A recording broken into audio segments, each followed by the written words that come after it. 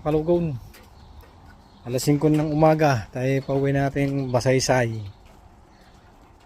Ay kaso ay nabot tayo ng ulan. Pihadong piklot na si Kalugo. Basa ang buhok ni Kalugo ngayon. Ay ganyan. Siguradong basa. At ngayon dadaan po tayo sa ating bahay ng ating Panginoon, Papa Jesus. Yan. Sa kanya tayo laging manalig at manampalataya. At dahil sa kanya walang imposible. Lahat kaya niyang gawin. Sa kanya tayo magtiwala. At lahat kayang gawin.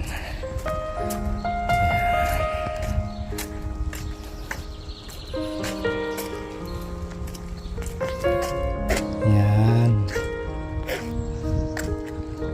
Ito ang dinadaanan ko araw-araw.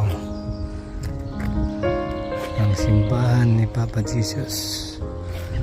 Sa kanya lagi tayo mananampalataya at walang imposible pag siya na ang gumawa.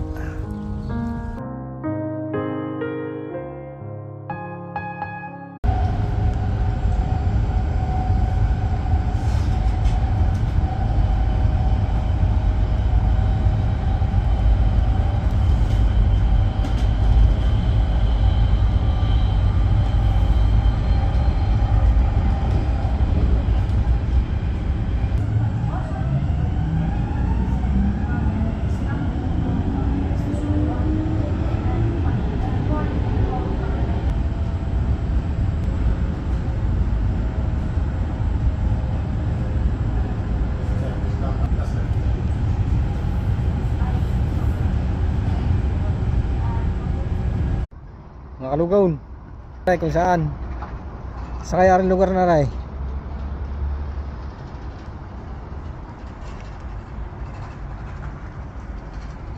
Oh, may yate, may barkong pula. Oh, ay may W ay tanday. Ayan. Hindi mga kalugaw, kung saan mga nakapalaw at tayo maglalapag ng 50 euro. Yan, aray lalapag ko din eh. Yun, oh mga nakapalaw, gawa na yun.